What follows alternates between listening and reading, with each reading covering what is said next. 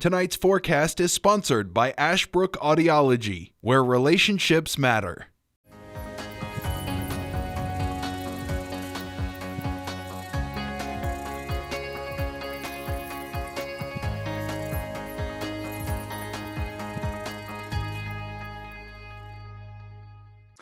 Happy Tuesday to you, everybody. I'm Weatherman Dustin Staples. We appreciate your company and thank you for making us a part of your day as you're getting the end of the nighttime started for your dinner hour, or maybe you're just coming home from work, or if you're checking us out on a later hour, we appreciate your support. If you go ahead and do so already, you can find us on Facebook.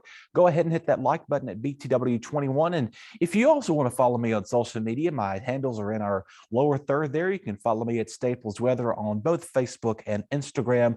I will be busy over the next several days posting some weather knowledge and maybe some other fun stuff for you to check out for the kiddos as well. Even sometimes every now and again putting out some fun polls on the Instagram. You can always check that out again, Staples Weather, and in BTW21.com. We always appreciate your support.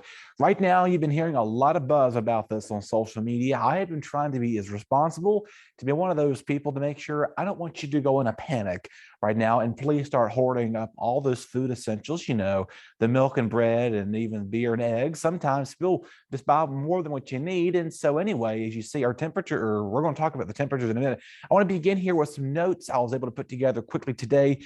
We do know that there is a winter storm increasing. That is a likelihood of it. That is a guaranteed that'll happen. Could that change? And I'm going to jump to our last question. Yes, but the most likely scenario, there is some sort of winter weather that is going to be moving in our area.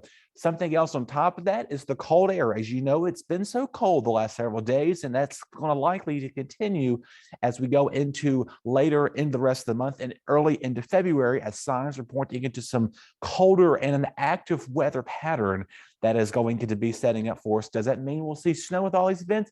No, but it does mean we'll see some form of precipitation, whether it being a rain snow bag, a snow ice mix, whether it is.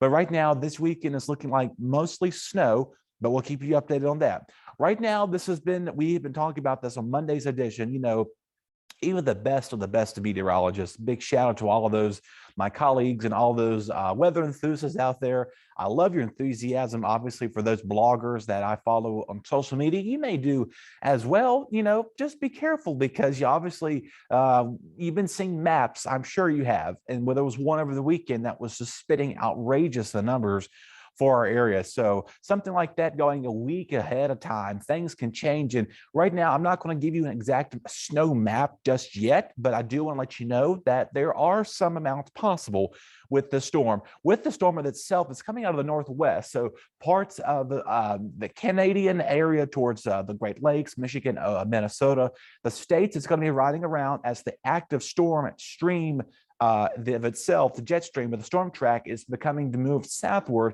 which is good news for a good snow event. So if you do want snow, you want this to become out of the south, and it gives us that opportunity for us to see some snow in with that as well. Another thing about this, will be moving in late Saturday, mid-Saturday. Most of your Saturday should be okay. I do want to let you know, if you need to have any outdoor activities planned for Saturday, go ahead and go for them in the first half of the day. Things are looking okay.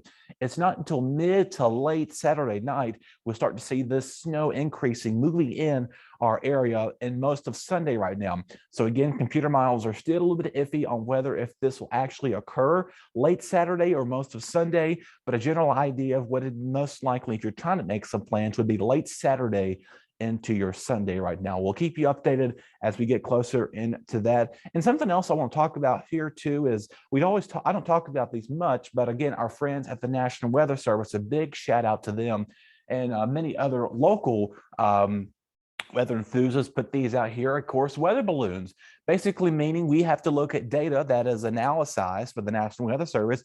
They release these balloons twice a day. It has, you know, a thermometer or a hygrometer, an anemometer, all those instruments to weather pressure, wind, temperature, precipitation, and they're sent out twice a day from the National Weather Service. So basically, it's like a balloon that is lifted up in the atmosphere, that is sent in the in the sky atmosphere and the stratosphere, troposphere, those type of layers. I know I'm going so technical with these terms here, but that's what they're called. The layers of the Earth, obviously, the stratosphere, atmosphere, the stratosphere. I think I've already said that already, but you get the legitimate of the spheres we're talking about. And they're set up, and it records this weather data that's sent back to the National Weather Service. They have a sensory on these balloons. And sometimes when it gets to a certain altitude, these balloons just pop, obviously, because of how much pressure the balloon is released on it. And occasionally you may see them one. It's so rare that this happens, but they do land in people's backyards. So from the National Weather Service in Blacksburg, they have a real good understanding of where these balloons typically land. And then, of course, it's released into computer data. You've heard me talk about these computer models, the European, the Global Forecasting System, the GFS, the North American model. We, of course, in-house model, the graph, the HER. There's thousands of computer models out there that you could look at all day in time, but that's just a few of them. They kind of combine a sensory data point in with that as well. Okay, enough of the scientific talk. Now let's get you back locally. I hope I didn't lose you as I've been talking about this. Tonight, we'll see, again, those clear skies. We'll begin to see winds diminish throughout the evening, so that's some good news if you have any plans tonight.